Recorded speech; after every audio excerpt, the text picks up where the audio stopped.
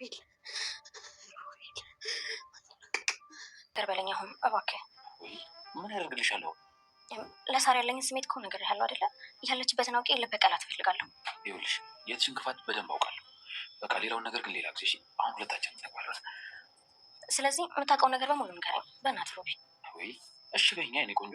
ትንሽ ነገር ብቻ እኮ ነው። ቢያንስ እንኳን ለመጨረሻ ጊዜ ስትያት እንዴት ነበረች? ምንድን ነው መልሽልኝ። ጥሩ ስለ ሳራ ነው አወቅ የፈለግሽው? አዎ ስለ ሳራ። እሺ እንግዲህ አስልጋሽ ዝም በላት አታቋርጠኝ። እኔ መልስላታለሁ። የጠየቅሽውን ሳትሰሚ ምንድን ነው የምመልሽላት? ሚራ ጥያቄዋ ሰምቼዋለሁ። ንገሪኛ።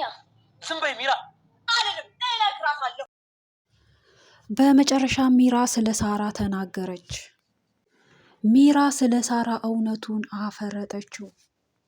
ሉሃና ከሮቤል ክፍል የሳራን ጫማና አንዳንድ እቃዎቿን አግኝታም ነበር።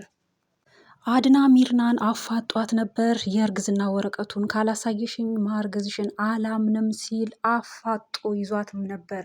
ውድና የተከበራችሁ የዚህ ቻናል ቤተሰቦች እንደምን አላችሁልን? በያላችሁበት የከበረ ሰላምታችን ይድረሳችሁ። እንኳን ወደዚህ ቻናል በደህና መጣችሁ። ለዚህ ቻናል አዲስ ከሆናችሁ ለመጀመሪያ ጊዜ ወደዚህ ቻናል ከመጣችሁ ቻናሉን ሰብስክራይብ በማድረግ በዘለቄታው ቤተሰብ እንድትሆኑን በአክብሮት እየጋበዝኩ በዚህ ቪዲዮ ይዘን የመጣ ነው የሉሃና ድራማን ነው። ቪዲዮን እስከ ፍጻሜ እንድታዩት በአክብሮት ጋበዝኩ።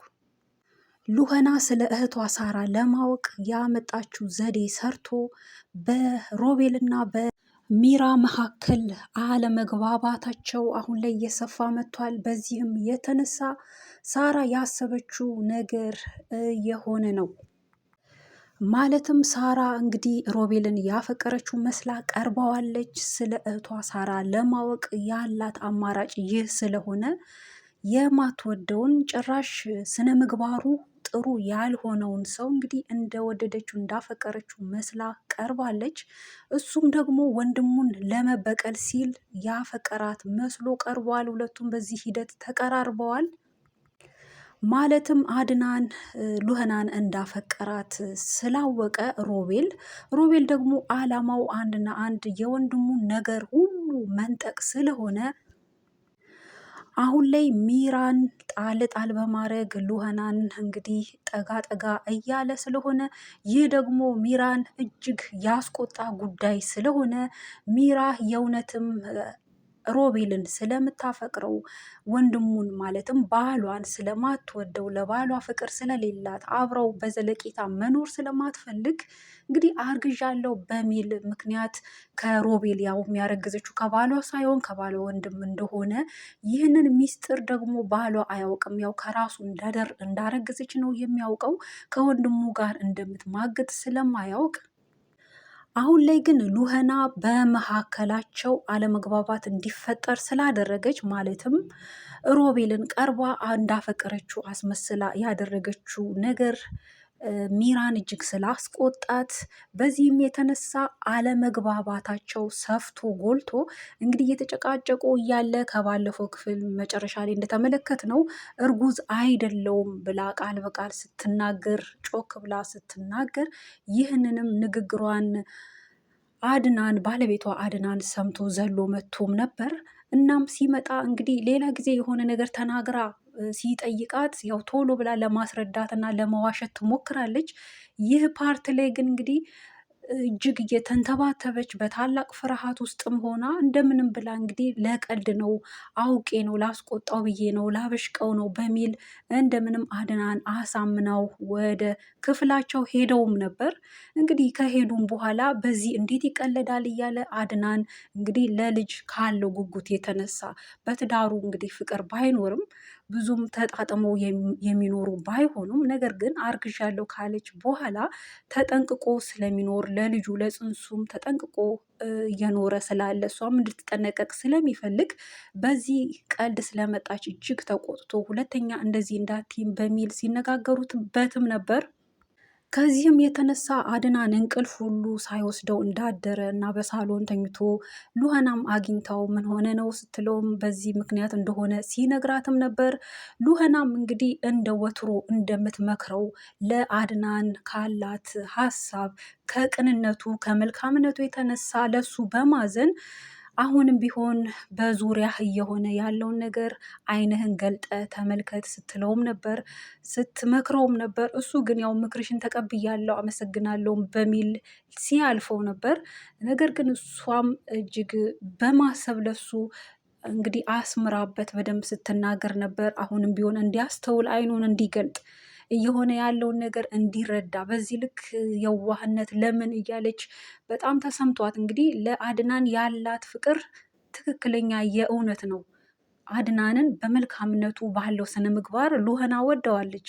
ነገር ግን ወንድምየውን ሮቤልን ቅንጣት ያህል አትወደውም፣ አታፈቅረውም። ምክንያቱም እሱ ሲጀመር ስብህናውም የሚወደድ አይደለም።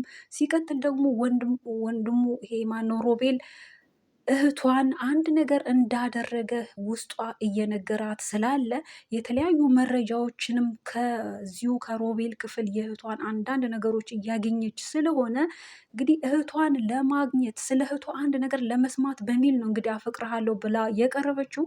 እሱም ደግሞ ወንድሙን ለመጉዳት ብሎ ነው፣ ለመጉዳት ለመበቀል ብሎ ነው እሷን የቀረበው። ከዚያም የተነሳ እንግዲህ አብረን እንተኛ ሲል እንግዲህ ነገሩን ጉዳዩን ያፈጠነው ነበር። እሷ ግን እንዴት እንዲህ ሊሆን ይችላል? አፈጠንከው እኮ እንረጋጋ፣ ሲቆይ ነው የሚሻለው ምናምን በሚል ሰበብ አስባብ እየፈጠረች እንግዲህ ነገሩን እያዘገየች እሱንም እያረጋጋችሁ ነበር። እሱ ግን በጭራሽ እንደውም ዛሬ አብረን እንተኛ እያላትም ነበር። እንግዲህ ሮቤል በዚህ ልክ እሷን ወዶ ሳይሆን ወንድሙን ለመበቀል ካለው ትልቅ ዓላማ የተነሳ ነው። በዚህ መሀል ግን ሚራ እጅግ ተበሳጭታ በግና እንግዲህ ሉህና እዚህ ቤት መኖር የለባትም መውጣት አለባት እያለች እጅግ እያንገበገባት ነበር።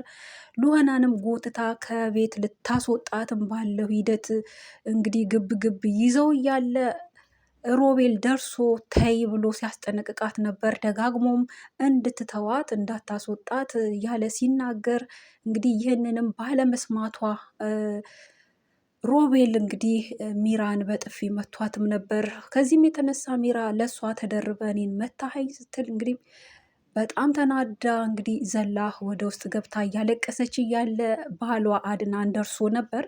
ምን ሆነሽ ነው ብሎ እንግዲህ በሁኔታዋ እጅግ ተደናግጦ ማልቀስሽም ለምንድን ነው ሲል ሲጠይቃት ነበር። እሷ ግን እንደ ባልም ስለማታከብረው እንግዲህ የሆነችውንም ነገር ልትነግረውም አልፈለገችም።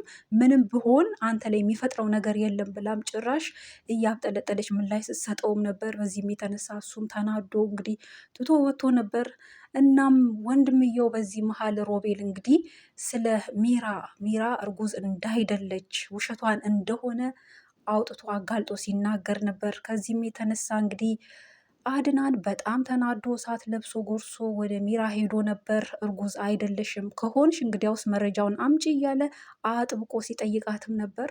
እሷም ደግሞ በዚህ ልክ እንዴት አታምነኝም? ወረቀቱን ነው ወይስ እኔን ነው የምታምነው? እያለች ልታሳምነው እንደ ቀድሞ ስትሞክር፣ አሁን ላይ ግን አድናን በጣም ተበሳይቶ ያ ወንድሙን ስለሚያምነው በዚህ ልክ ወንድሙን ያምነዋል፣ ይወደዋል፣ ያከብረዋል፣ የሚለውንም ሁሉ ይሰማል፣ እውነት ነው ብሎ ይቀበላል። ወንድምየው ግን በተቃራኒው እንግዲህ ለሱ የማይበጅ የሱ የሆነውን ሁሉ የሚነጥቅ በሱ ላይ በክፋት የተነሳ ሰው ነው።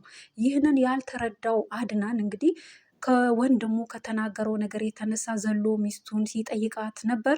እሷም እነግርሃለሁ፣ አሳይሃለሁ ወረቀቱን፣ ከዛ በኋላ ግን እኔ ሚስት አይደለሁም እያለችም ነበር። በሌላ በኩል ሉህና ሮቤልን አጥብቃ ስለ እህቷ ስትጠይቀው ነበር። ስለ እህቷ ቢያንስ ትንሽ ፍንጭ እንዲነግራት ስትለምነውም ነበር። ምክንያቱም እሱ ክፍል የእሷን ሻርፕ አግኝታ ነበር ከዚህ ቀደም።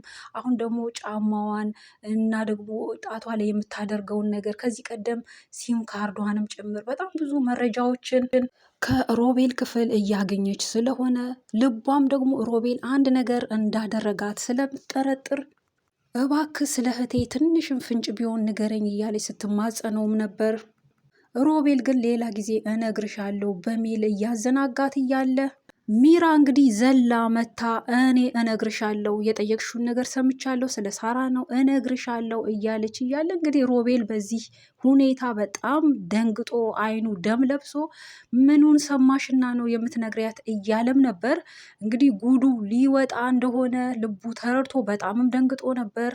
አይኑ በርበሬ ልቡ ሁሉ የመታ እንግዲህ እንድትረጋጋ እንዳትናገር ዝም እንድትል ሲያስጠነቅቃት ሲናገራት ነበር። ሚራ ግን እናገራለሁ እያለች በዚህ ሂደት ነበር እንግዲህ ድራማው ተጠናቆ የነበረው።